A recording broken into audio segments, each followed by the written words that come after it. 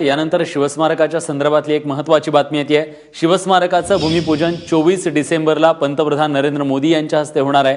अरबी समुद्रामध्ये जिथं स्मारक होणार आहे तिथं जाऊन हे भूमिपूजन केलं जाईल असं समजतंय। रश्मी पुराणिक आपल्या प्रतिनिधीत आपल्यासोबत आहेत। रश्मी, अखेर मुहूर्त मिळाला असं म्हणावं लागेल। नक्कीच विलास, आपण बघतोय गेल्या अनेक महिन्यांपासून चर्चा होती की नेमकी शिवस्मारकाचं जे भूमिपूजन आहे ते कधी होणार आहे।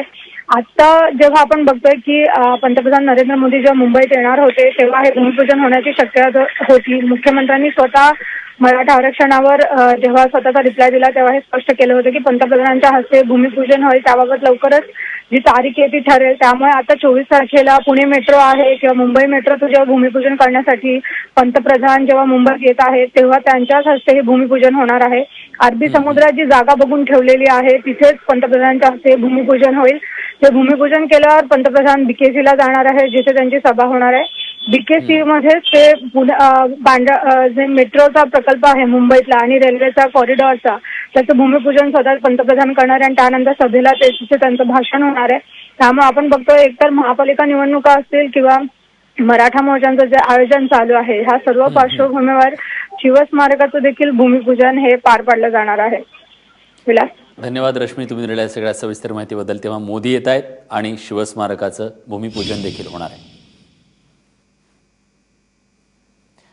राजभवनापासून नैऋत्येला 1.20 किलोमीटर इतक्या अंतरावर हे शिवस्मारक असणार आहे। समुद्रातलं हे स्मारक आहे। गिरगाव चौपाटीपासून नैऋत्येला 3 म्हणजे जवळपास 3.5 किलोमीटर अंतरावर ही जागा आहे। नरिमन पॉइंट पासून जवळपास 2.5 किलोमीटरवर हे शिवस्मारक असेल। जवळपास 15.96 हेक्टर आकारमानाचा हा अरबी समुद्रातला खडक आहे आणि या खडकाचं क्षेत्रफळ हे 650 मीटर बाय 325 मीटर इतका आहे। त्यामुळे भव्य जागा आहे। सभोवताली 17.67 हेक्टर जागा उथळ खडकाची आहे। त्याच्यावर भराव टाकण्याची कुठलीही गरज भासणार नाहीये, त्यामुळे पर्यावरणाचाही प्रश्न येणार नाही असं त्यांचं म्हणणं आहे। गेटवे, जुहू आणि गोराईतून समुद्रमार्गे तिथं जाण्याचे पर्याय आहेत। शिवाजी महाराजांच्या 190 मीटर उंच अश्वारूढ पुतळा या स्मारकावर असणार आहे। शिवकालीन माहिती देणारे कला दालन इथं असतील। विविध प्रकाराचे आकाराचे प्रेक्षागृहे, सर्वात मोठं मत्स्यालय, हे सगळं काही या स्मारकावर असेल। लेझर आणि साऊंड शोद्वारे शिवपराक्रमाची गाथा इथं मांडली जाईल।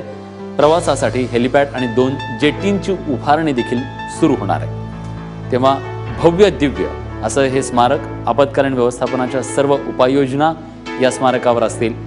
तेव्हा छत्रपती शिवरायांच्या कर्तृत्वाला साजेसं असं स्मारक तिथं उभं राहत आहे।